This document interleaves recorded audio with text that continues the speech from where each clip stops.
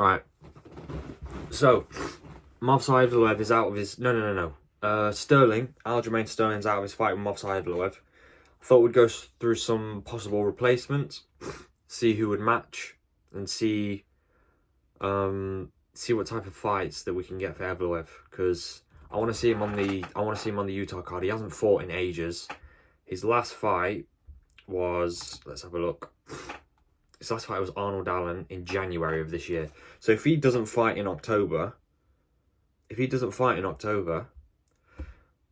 and let's say they push it back to December, January, that's going to be a year. And these Dagestanis, they don't like to fight, do they? They don't like to stay active. I want to see him fight in October, so we've got to find a replacement. So he's supposed to fight Aljamain Sterling. Fucking hell, fucking cold, man. Jesus fucking Christ. He was supposed to fight Aljamain Sterling on UFC 307. That's the Pereira Roundtree card. October 6th, UFC 307. So let's look at some replacements. So, number 1, ranked, is Volk. He's not fighting Volk. Volk's not taking that. Number 2 is Holloway. He's booked. Number 3, Diego Lopez. Now, this is possible, because Lopez has just fought. He's in shape because he's just had a fight. So he's just been in camp. So if they offered it to Lopez, he should be able to take the fight because he's in shape and he should be able to make weight. I don't think Lopez should take it. He shouldn't take it because if he loses again on short notice, he's not getting a third shot. And that's not fair. He shouldn't take both fights on short notice because he took the first one on short notice. And then it's not fair for Lopez to take both of them, especially now Lopez is higher ranked than Movsar. Movsar's number 6, Lopez is number 3.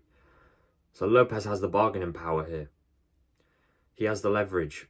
So I don't think Lopez should take it. I don't think they should do that fight. I think those two are probably going to fight for a title one day, to be honest. Either Lopez is going to become champ or Movsar is going to become champ. I think both of them will rematch for the title in maybe like a couple years.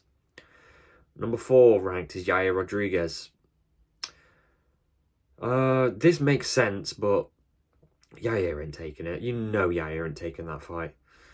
Yair's he's not one for stepping up on short notice. He only really takes the fight when everything suits him, so we can count him out. Ortega's just coming off a fight. He's not taking it. Number 6. Number 7, Arnold Allen. They just fought. I mean, no, I don't think Movsar would take it. Movsar wouldn't take the Arnold Allen fight because he just beat him. He doesn't really gain anything from beating him again. It doesn't make any sense. Now, this is the one. This is the one, but the only problem is I don't know if this guy's going to make weight on, how many, like 2-3 weeks notice. I don't think this guy's going to make weight. Josh Emmett. I think that's a great fight. I think Movsar EVLOEV versus Josh Emmett's a great fight, but I just don't think Emmett's going to make weight on time. That's the one that I'd go with. I'd go with Josh Emmett versus Movsar EVLOEV. I just don't think Josh Emmett's good. But do it as a catch weight. Do it as a 150 catch weight, or if they have to, do it as a lightweight fight. But just make it as a lightweight fight, but just make it so it actually affects the featherweight rankings. That's what I think they should do. That's the number one. That's the number 1 fight I think they should be going for, is Josh Emmett versus Movsar, because Josh Emmett's been out for a while as well. Let's have a look when Josh Emmett last fought. Bryce Mitchell in December. Where's Josh Emmett at? He's old, man. He's old. He shouldn't be out for this long. I don't know why he's like taking so long out. It's so weird. Yeah, he lost to Topuria. He lost to Yair Rodriguez. Lost to Topuria. Beat Bryce Mitchell. I don't know why he's out, man. He should be getting right back in there. At his old age, he's got to be 38, 39 years old now.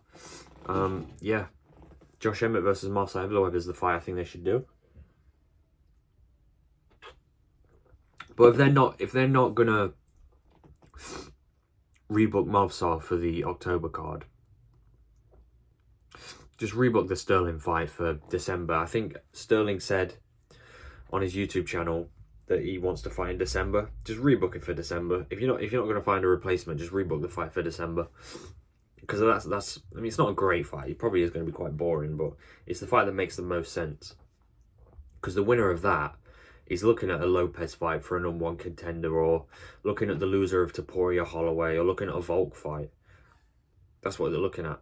So that's the fight I think they should go with. Josh Emmett, Movsar. Yeah, we'll see what they do. Also, there's Gene Silver too. Gene Silver has been calling him out. Let's look up Gene Silver's page on the website. Gene Silver, there you are. Lord Gene Silver, 14 wins, 2 losses. Okay, for some reason you can't find his bio anywhere. Whatever.